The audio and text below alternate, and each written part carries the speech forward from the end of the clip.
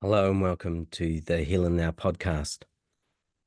Life is such a mystery, and that's the case for all of us. We're really moving through this life, searching, looking, trying to find, trying to understand, trying to know, always trying something in this life. And all the while questioning why, how. This life is certainly one of the phrases I love to use when I'm doing QFT sessions with people is life is not a problem to be solved, it is a mystery to be experienced. Now, I'm not sure who quoted that. I heard that first through Osho, and it really struck me. It's a phrase that has stuck with me most profoundly. And it's not a phrase that's just been thrown out and given me an assurance in life. It's something that I actually live by. It's allowed me to fully feel and see myself and see the other.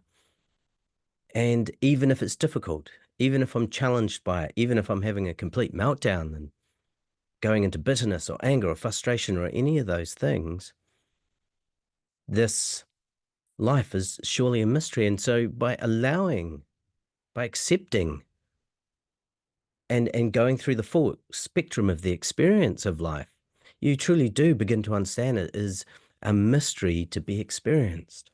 Life is not here to be a box of roses. Box of roses? Box of chocolates?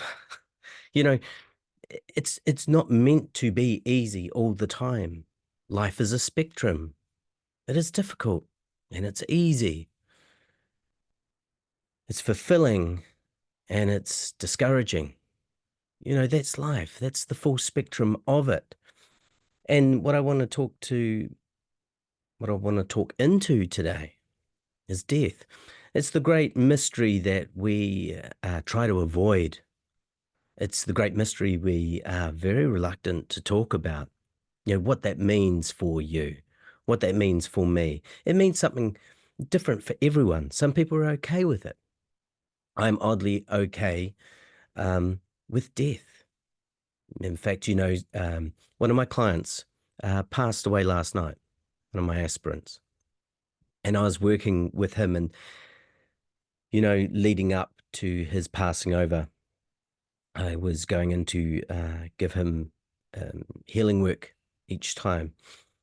And just because you're dying doesn't mean that you stop the healing process. And just because you're about to pass over doesn't mean that you go, oh, well, I'm about to die. There's no point in going into this healing business. You see, we've got this idea that healing is about not dying. And that's not the case.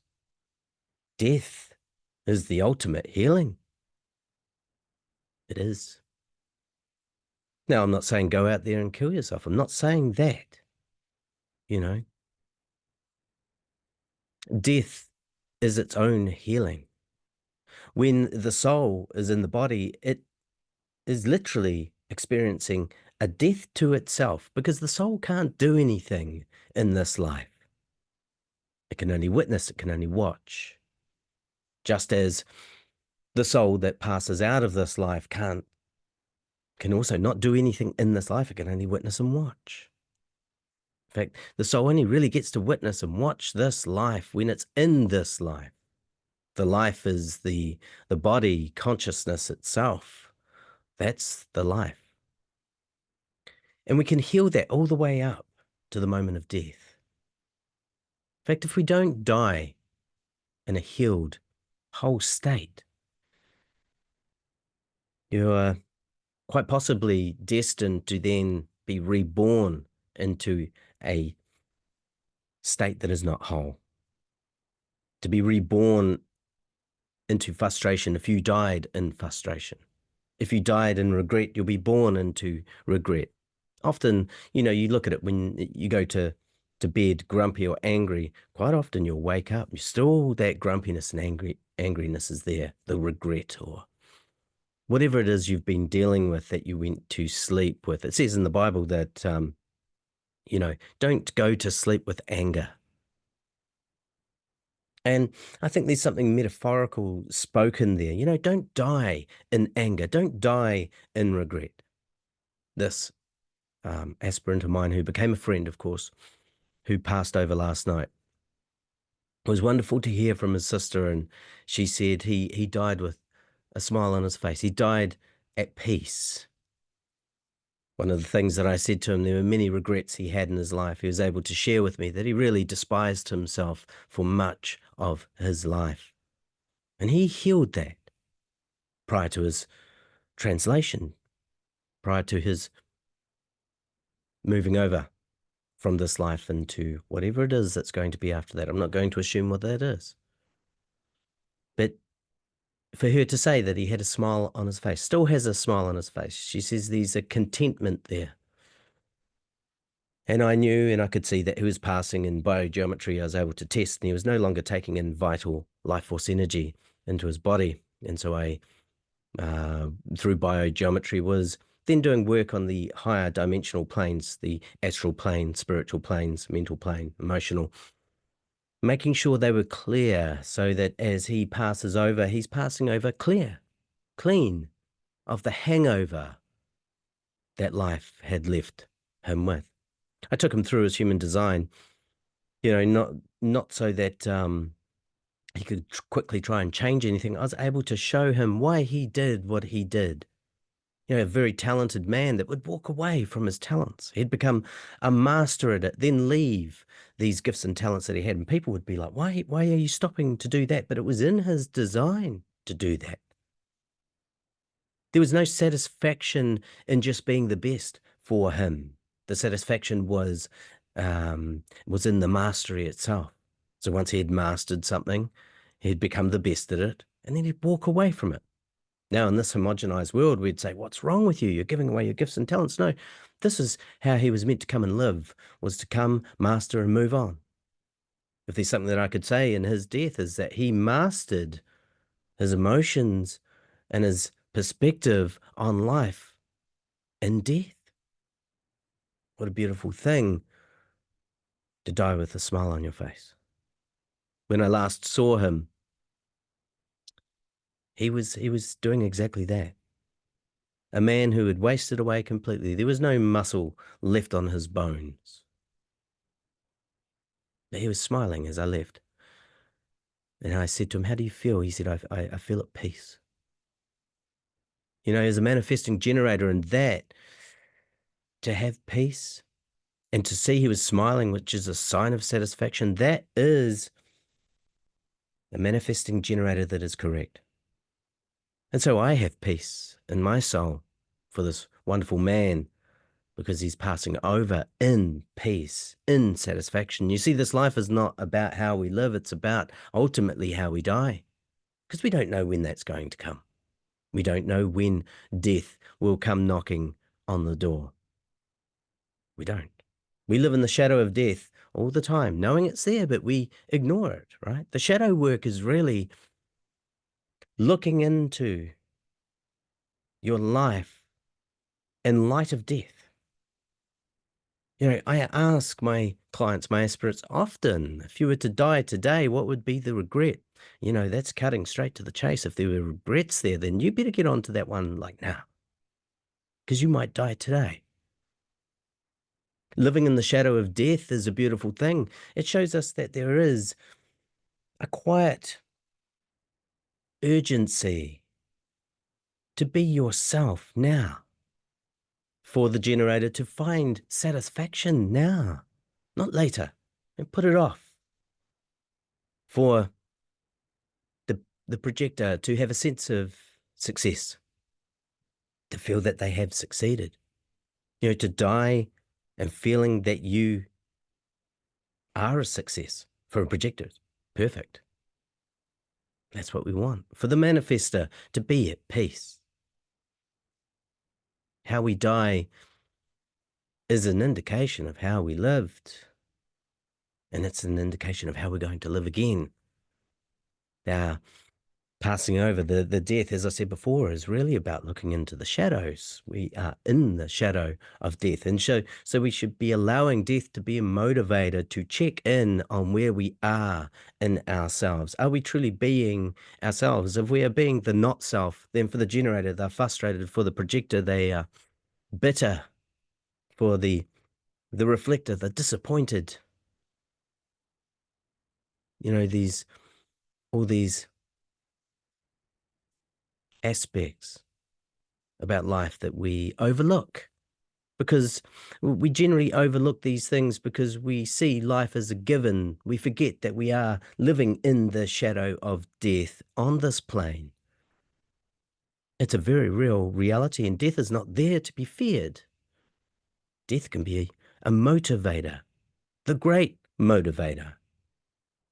You look at people that are involved in extreme sports. Well, death is the motivator for them to be so extreme. It is death that causes us to become extreme. But often the extremes are through fear. These extreme sports people, they're pushing the boundaries and finding the joy in that. A deep sense of presence. You see, they're pushing themselves to the limits because you can only be, if you're doing an extreme sport, parachuting or whatever it is, doing backwards flips on a motorbike, you have to be so incredibly present to what is. And isn't it interesting that it is the understanding that you could die in this moment, that's what causes you to become very, very present. This man I was working with became so incredibly present. What a gift and privilege for me to be in that space and that energy. I could feel it all. I'm a projector. I could feel the energy of this man coming to that realization that peace and satisfaction is only important to him now. There's really no point in going into regrets. I could have done this and I could have done that. It doesn't take you anywhere. Death is the great motivator to heal the soul, to heal the one that thinks they know who they are, to become the one that they know they are. He knew who he was as he approached that moment of translation, to become fully spirit again. In that moment, he'll realize it was just a dream, but a beautiful dream nonetheless, and a dream that did have meaning, that still does have meaning. An experience that can only be experienced in the body. And when you are spirit again, purely spirit, you forget completely what it means to be in the body. That's why we keep coming back. You don't know what it means to be in the body unless you're in the body. Yeah, we're so unaware of spirit. We really don't. We can be aware of spirit. We can know spirit to a degree, but we're so taken. We're so in this matrix, so embedded in it, that we can only be aware of the spirit, but we really don't know what it is. It's the witness in this life, on this plane. It is simply the witness. It is the watcher. It is recording. It's the observer only. The spirit, the soul, it can't do anything. It has to just go for the ride. And that's what it means to let go. That's what it means to let go of control. The body is in control. The life is in control. Your design is in control. But the not self. The areas of our design that are here to be sensory organs for you to learn about the world. That's where the wisdom is. That's, you're here to do two things. You're here to know who you are, and then you're here to know the other. Everything we go through is a binary. Death is not something to be feared. Death is necessary in order for us to have a life. If there was no death, we would never know what it means to be completely spirit again, because we would not pass into that place. The spirit, the soul, is so aware of this life. It's so taken by this life that it tries to control this life on this plane. And that's not what it's about. It's not. But we've been so homogenized, and as I've mentioned many, many times, by corporations and governments and monarchs, because they have known the secret is control the mind and you control the person. Control the mind, you can even, to a degree, control the body, which is really just torture to the body. Because when the body is allowed to move in its own consciousness on this plane, because it's built to move through this plane, the body is the life, the experience, the interface.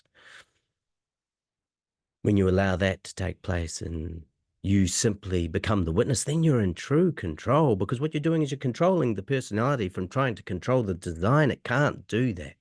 It's here to witness. The witness is beautiful. The mind is beautiful. But when the mind is trying to control the body, now you have a problem. You really, really do. There's no need for us to try and control our lives. And time after time, people, they're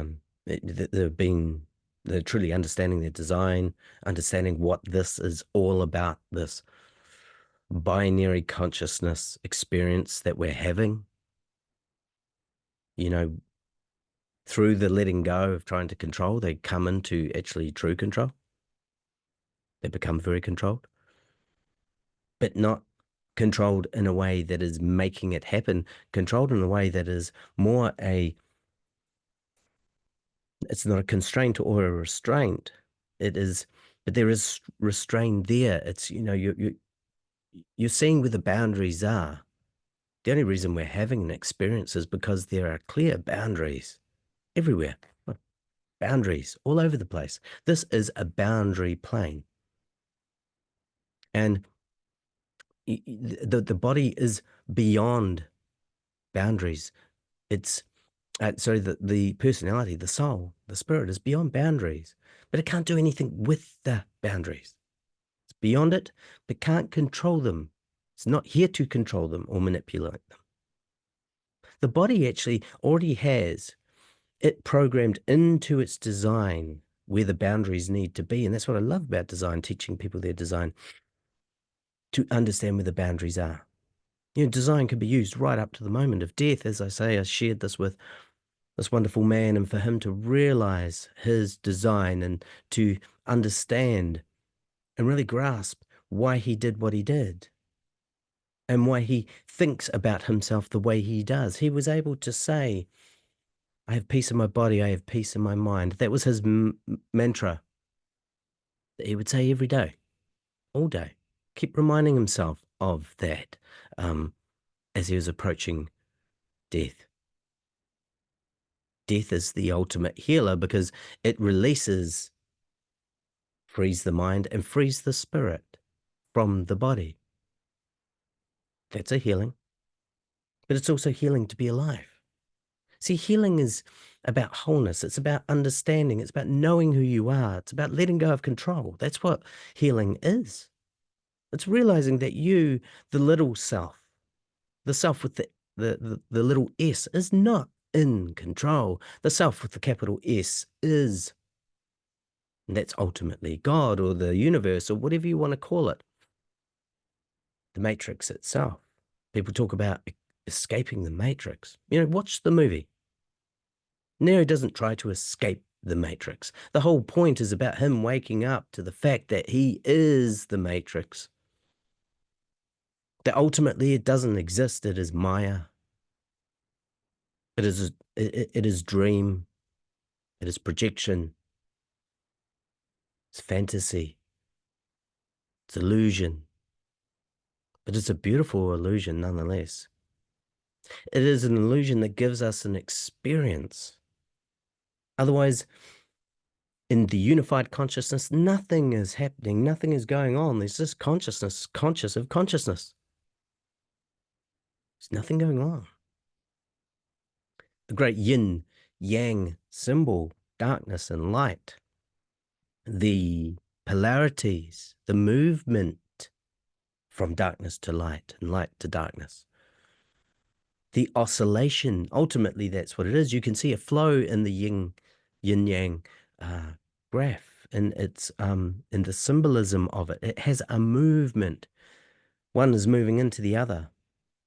And you can't have one without the other. But ultimately, it shows us the binary of experience, the beginning, which is where a differentiation takes place within consciousness itself. Consciousness is the totality. There is only one consciousness, but within that, really, there is this binary that somehow takes place, this oscillation that takes place away from the oneness into the binary, into the two-ness, this and that.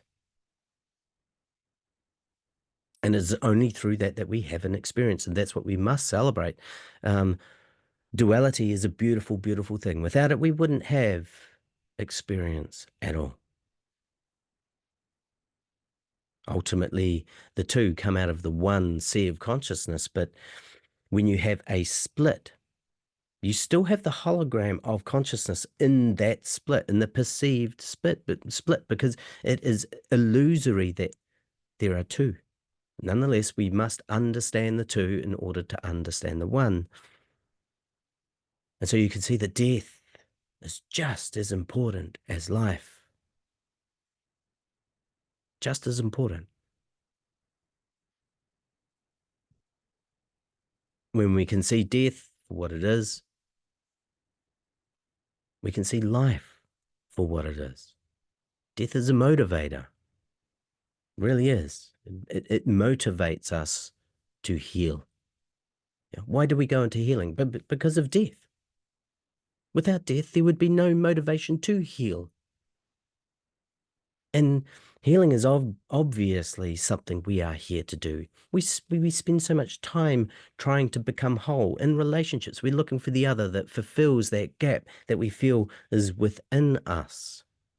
We can't know ourself without the other, right? We can't know life without death.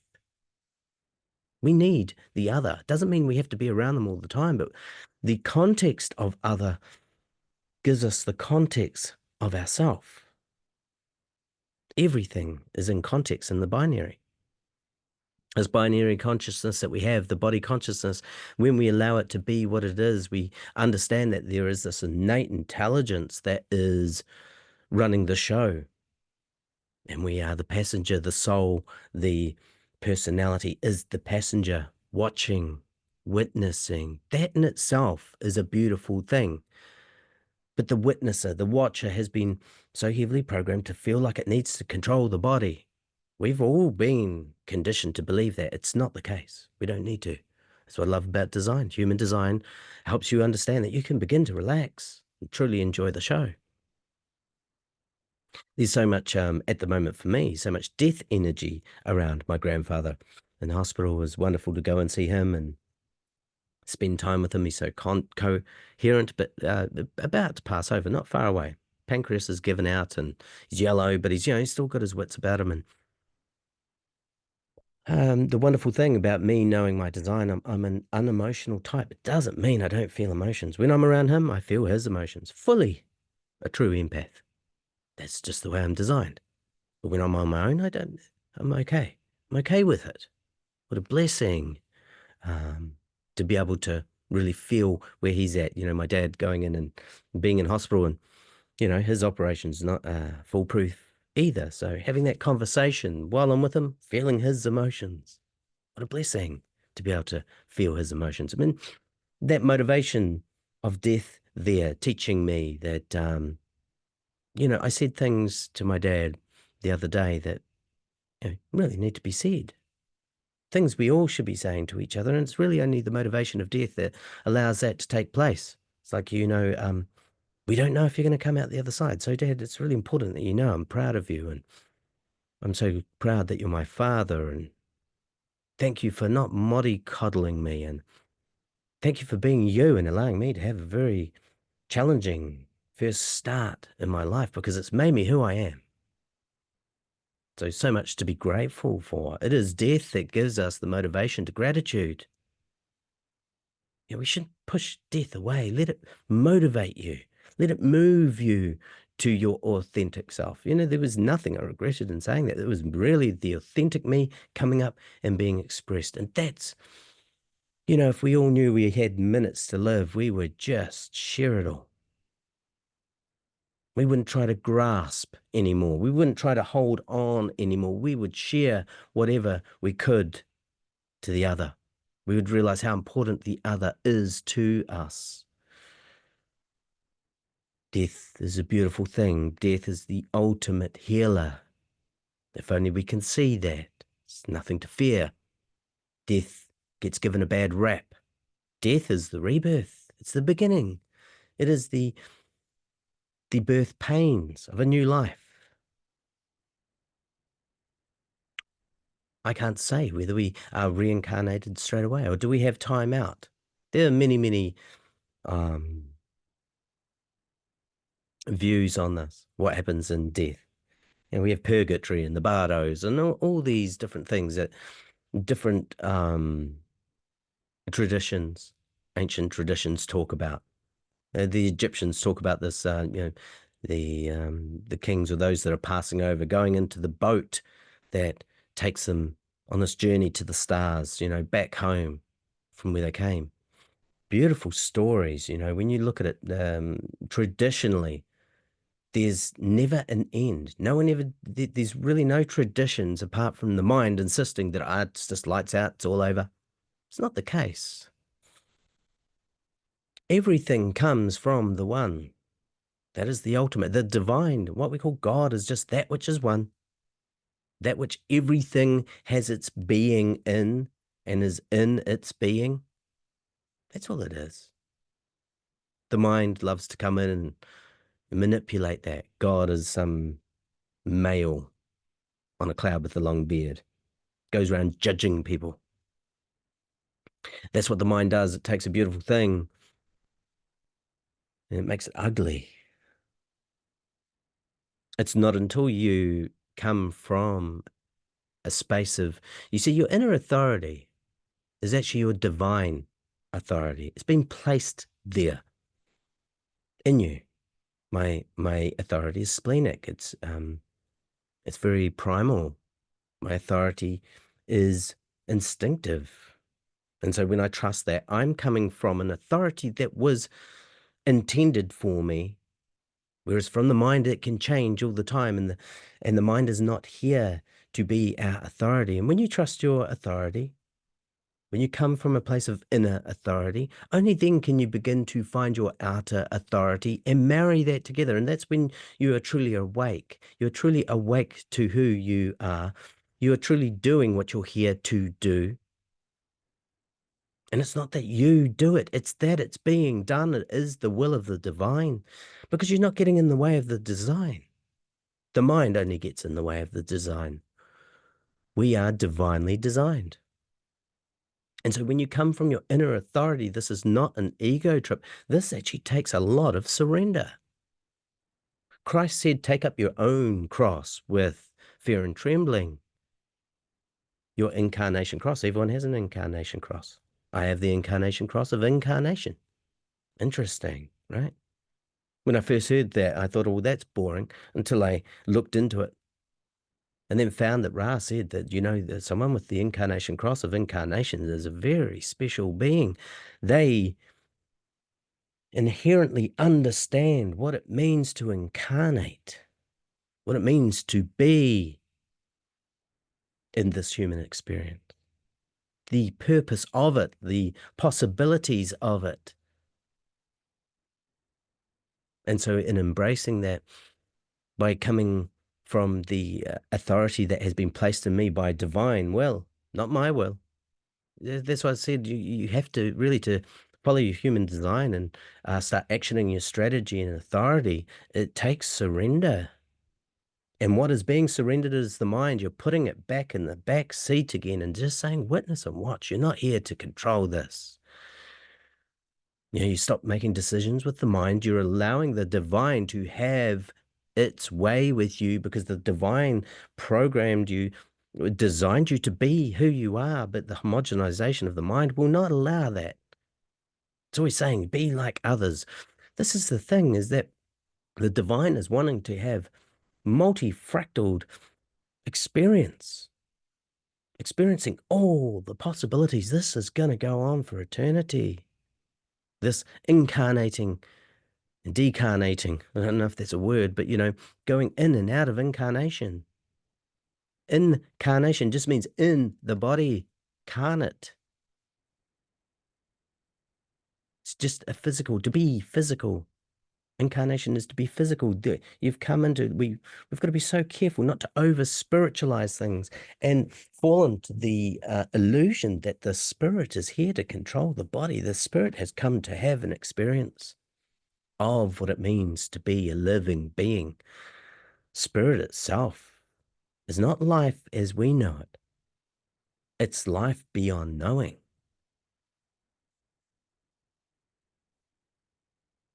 And that's something we can only know when we're not in the body. But while we're in the body, we must see that it is so important to give it its just direction, will, emotion, processes, its wellness, its wholeness. And it goes through this experience on a binary, on a dualistic two. So there's two sides to the coin here in your life, always is. It's a beautiful life, and we really begin to bask in life when we just let go, trying to control it. Some people say, well, how do I let go? So it's really quite simple. Like that. You see, this is doing. Holding on is doing. It's a constant doing. And the reason we hold on, and you can feel it, you sit with those things you want to let go of, sit with that, and you'll notice the body doesn't want to hold on to it. It doesn't. It's the will of the mind. It is the mind that wants to hold on. It's forcing the body to do something it's not there to do. And it's different for everyone. What I love about design is I don't tell people how to live. I just say, here's your design. And then they get all the revelations and understandings around that. The intelligence is within them. The divine is within them. I am no better than them. I am just a part of them, especially someone that's on my fractal. I'll do a video on that one. The fractal. People talk about, I've found my tribe. You found your fractal. In fact, it found you. In fact, it was just something that was always going to happen. You came to experience this movie of drama, of ups and downs and comedy and sadness. You came here to have that experience. And when you come from your strategy and authority, you allow the body to have its experience it came to be designed to have. And then the personality, structures, the shadow. It's really what it is. When we talk about shadow work, it's about working on that which you are not. But in a strange way, it is that which gives context to what you are. All your open centers, the undefined areas in your chart, in your human design chart, that's where the shadows are. Now, I can show people where their shadow work is in human design. What a beautiful thing to know where your shadow work is. People make these great assumptions. Oh, my shadow work is my trauma. No, not necessarily.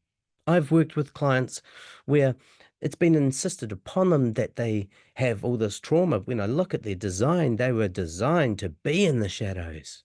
They were designed to be ones that can manipulate the shadows.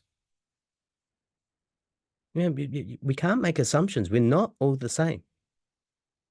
Assumption is the mother of all fuck-ups, right? So I love sharing human design with people. I don't see how I could ever possibly get bored of it because every design is different.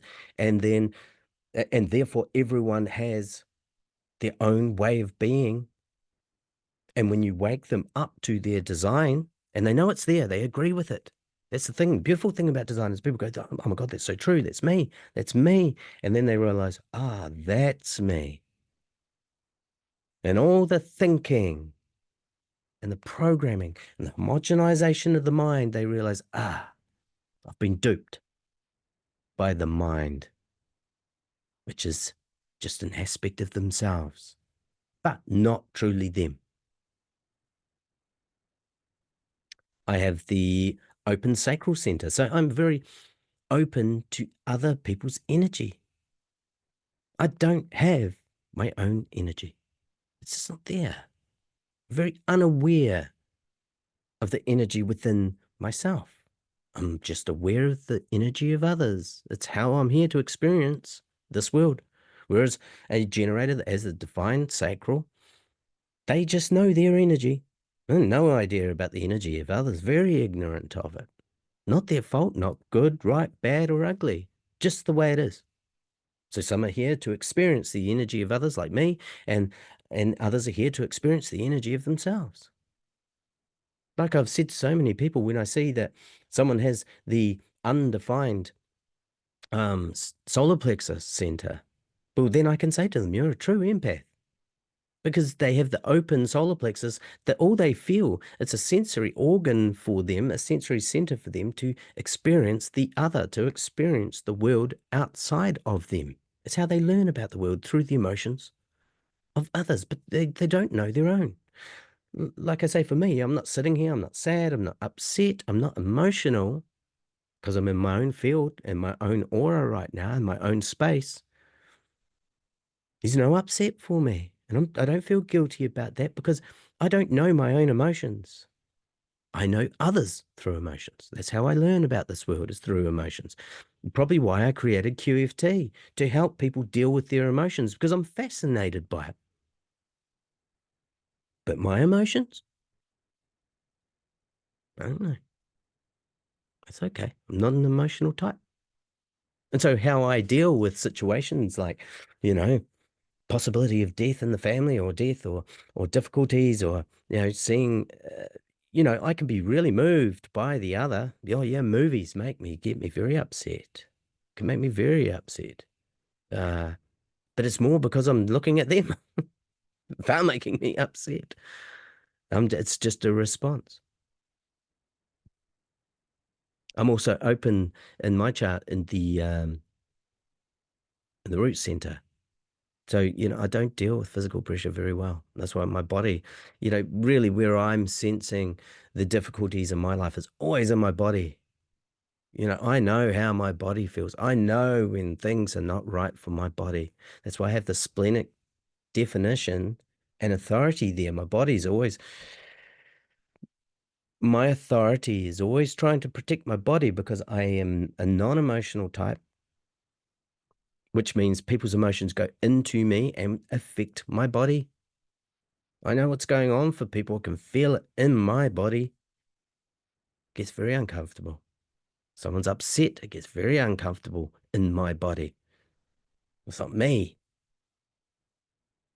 And if I have no awareness around that, then guess what I'm going to think it is? I'm going to think it's me. You see, my shadow are my open centers. I have an open head center. And that's where my shadow dwells, in the space of inspiration. But, you know, it's where I feel pressured by others.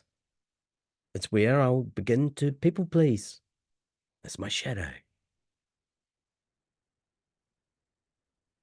The emotions.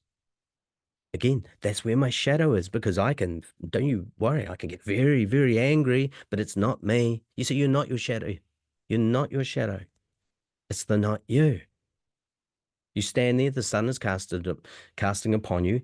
It is the fact that you're taking in light that insists you have a shadow. Wherever you're taking up light, the shadow is there. So I take up the neutrino stream into my defined centers, the G center, the throat, the heart center, the spleen, and the ajna. They are the defined centers for me. So the shadow is going to be wherever the definition isn't. See, it's very, very practical, right? My body is a defined entity right here. And as the sun is shining upon me, my definition takes in that light. But that which is not defined, that which is behind me, casts a shadow. Very interesting to watch people talk about shadow work. And they like I say, they go making huge assumptions that the shadow is is actually them, and that the shadow work is all about the bad. It's not. It's not. The shadow work is just the work that is not you. That's all. It's not. It doesn't have to be bad. It's not good or bad. So I love about human design. It's not about good or bad. You can have exaltation and detriment. And that's really, and then people will go and judge that and say, well, detriment is bad. Yeah, but again, it's not. Detriment is just that which goes this way, and exaltation is that which goes that way. There's more about direction. Okay, that which is going up and that which is going down. There's nothing wrong with down. You know, you lie down to go to sleep. That's a good thing. Down is good. Down is also bad. You go down into the grave. But again, as we go down into the grave, that's that assumption. There's the homogenization that death is bad. When we move away from the judgment of good, bad, right, wrong, we remove the morals and we see that it's just this or that, then we stop judging ourselves, we stop judging the other, we stop judging life. You see, the whole story of the Bible is about judgment. That's what it's ultimately about. And it's about self-judgment. That is ultimately what it's all about. You see, when Adam and Eve, the story of Adam and Eve, where they ate the forbidden fruit, the first thing they did is they judged themselves. God said, the day you eat that fruit, the day you consume that fruit of the mind, it's the tree of the knowledge of good and evil. Again, there it is. The knowledge of morals. That tree is the mind. Look at it. It's like shaped like a tree. The tree of the mind. God said, don't eat from that. Everything I've made, everything I've designed, constructed is good. God said it is good each and every day. He said it was good. On the last day, God said, it's very good. Okay, now this is just metaphorical for us to begin to understand the divine as ourselves. But as soon as we judge ourselves, we create an illusion of death. Death is an illusion. Death also is based on morals.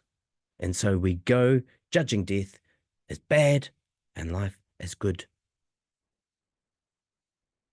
God said, do not eat the fruit. Now, what would be the fruit that would come from knowing duality, from knowing good or bad, from knowing morals? It's the tree of morals.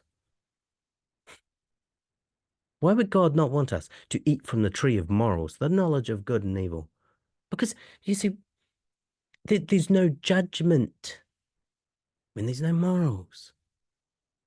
When there's no understanding of morals, you don't do what's bad because you don't know what's right.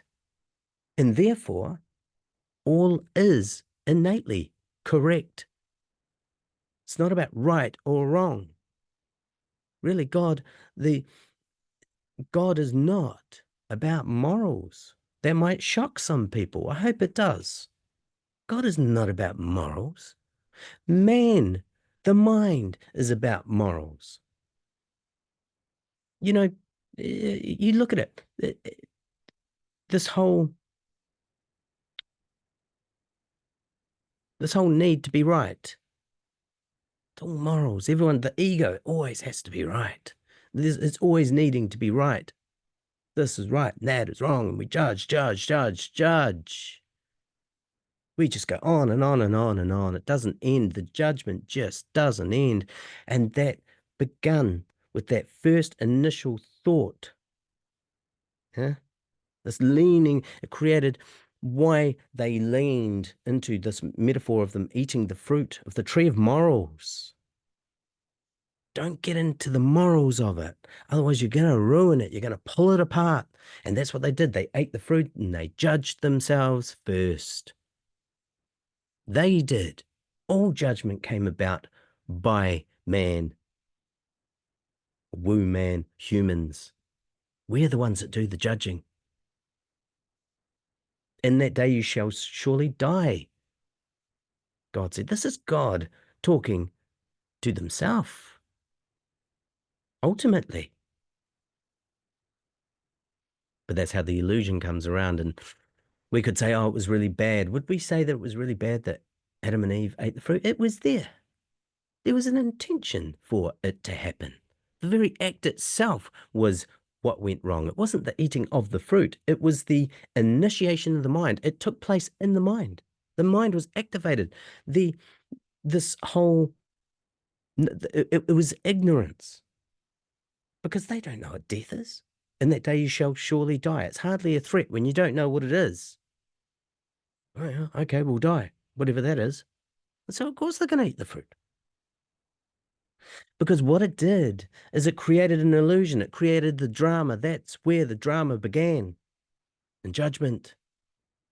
This drama we're living in is because of judgment, is because of morals. God is not a moral being. It says that God is righteous. That's not about being right. God is righteousness in that there are no morals for God. And yet, what do? We judge God. We judge ourselves. That's what they did. They judged themselves, and then they judged God. Well, that's funny, because now they've cast God outside of themselves. They really dropped into the illusion. It was all meant to be. It's part of the drama. This drama. And now we live in this world of morals, of right and wrong, up and down, in and out, this duality. This is the experience we're here to have. When we can fully accept the experience we're here to have, there are no morals, there is no judgment, and now you are awakened. You are enlightened. It is this relaxation. Look at anyone that's enlightened. They're just so relaxed. Jesus gets taken. This is the point. Jesus gets taken into trial, and he's just chill.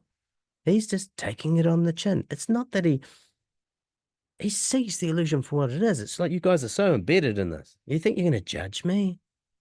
You are judging me. What you're going to learn is it doesn't work. I shall rise from the dead, because we all do. Because there really is only one resurrection. And that's when you die to the body and the soul goes back to where it came from, which is eternity. We are eternal beings, but really we are eternal energy that are in this mortal being. The being is the life. It's this physical vehicle. And even then, the physical is an illusion. It just appears to be physical. There is nothing physical in reality. In existence, there is that which stands out. So death is not anything for us to fear. Death is something for us to embrace. If we can embrace death as much as we embrace life, we are now fully integrated. Death is the feminine principle. Interesting, right? It was Eve that ate the fruit first, because she represents death. But because she represents death, she also represents life.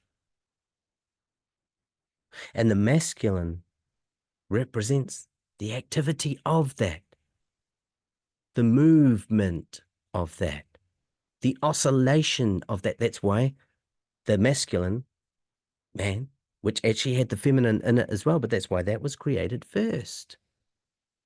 The activity, because ultimately it comes out of the inactivity. First, there was nothing. The feminine principle was first, nothing, no thing. And then the masculine principle comes in, and then from the masculine principle comes the feminine principle back to death again, which is actually life. The feminine takes in the seed of the male, kills the seed. Seed's gone, toast, and gives new life. She is the fertile ground in which something goes to die in order that it may be born. I mean, just understand that for a moment. Can you see? There is nothing to fear. Yes, we don't like pain and all that sort of stuff. There does need to be motivators, otherwise we would just go around running into walls and killing ourselves. There does need to be a motivator for us to avoid death, and so that we can live, but then not avoid death to run away from it, to allow death to be a motivator to keep us living, to truly live. Death is there to motivate us to truly live. I'm about to die, so I better get. It's interesting when people learn they're about to die, they really start to heal. Healing is not about physically living. Healing is multidimensional. Yes, it can involve the body, but more than anything, the part of us that needs the healing the most is the psyche, the mind, because it comes into this world and it really just takes a big hit. It's so anxious and it's disappointed and frustrated and bitter and all of that, angry. That's where the healing takes place. Embracing life in death is wholeness. Embracing death in life is wholeness, is integration, it is enlightenment. I know it's a bit of a grim subject. And if for anyone that has sat through this transmission today, I applaud you because you are truly willing to embrace death in life and willing to embrace life in death. You're integrating. You're not afraid of this beautiful, misunderstood concept we call death. And really, we only have a concept of it. We just don't have a really good grasp of it. It's not until, like I say, that we embrace death in life and embrace life in death that we become that integrated being that truly knows what it is. It's not about morals. It's not about right or wrong or good or bad. It is about being a whole being within the binary consciousness that you are, the design and the personality married together. May you have peace through your day. May you have peace through your week. And in the months ahead, is definitely coming some very, very interesting energies. It's going to boggle the mind. So I trust that you're able to prepare yourself and just be aware that this movie is something to behold, not something to control. Sending you all my love.